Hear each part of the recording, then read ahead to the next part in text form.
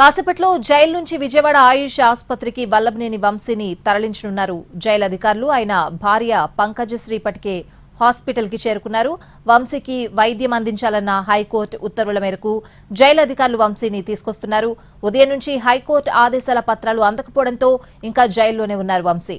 చివరకు high court papers అందడంతో jail అధికారులు ఆయన్ని హాస్పిటల్ కి తరలించనున్నారు.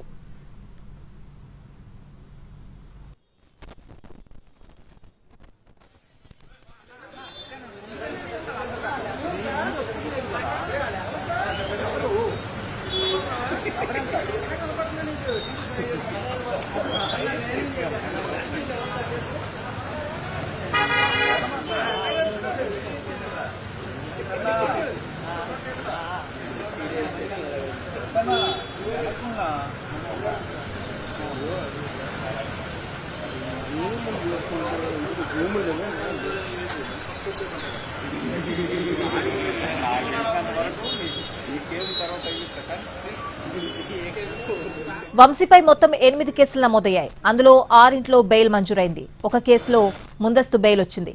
నకిలీ ఇళ్ల పట్టాల కేసులో బెయిల్ రావాల్సింది. ఈ కేసులో బెయిల్ వస్తే వంశీ జైలు నుంచి విడుదలవుతారని పోలీసులు చెప్తున్నారు.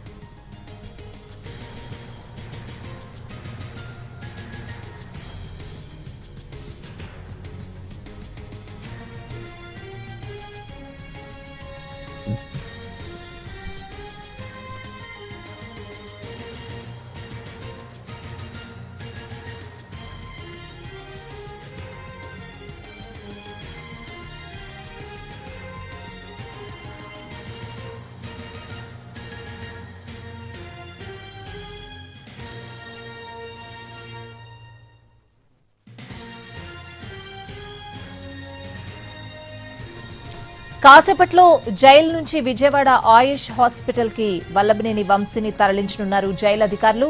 ఆయన భార్య పంకజశ్రీ ఇప్పటికే హాస్పిటల్ కి చేరుకున్నారు. వంశీకి వైద్యం అందించాలన్న హైకోర్టు ఉత్తర్వుల మేరకు జైలు అధికారులు వంశీని తీసుకొస్తున్నారు. ఉదయం నుంచి హైకోర్టు ఆదేశాల పత్రాలు అందకపోవడంతో ఇంకా జైల్లోనే ఉన్నారు వంశీ. చివరికి హైకోర్టు పేపర్స్ అందడంతో జైలు అధికారులు ఆయన్ని హాస్పిటల్ కి తరలించనున్నారు. వంశీపై మొత్తం 8 కేసులు నమోదయ్యాయి. అందులో 6 బెయిల్ మంజూరైంది. ఒక కేసులో ముందస్తు బెయిల్ వచ్చింది. నకిలీ ఇళ్ల పట్టాల కేసులో బెయిల్ రావాల్సింది. ఈ కేసులో బెయిల్ వస్తే వంశీ జైలు నుంచి విడుదలవుతారని పోలీసులు చెప్తున్నారు.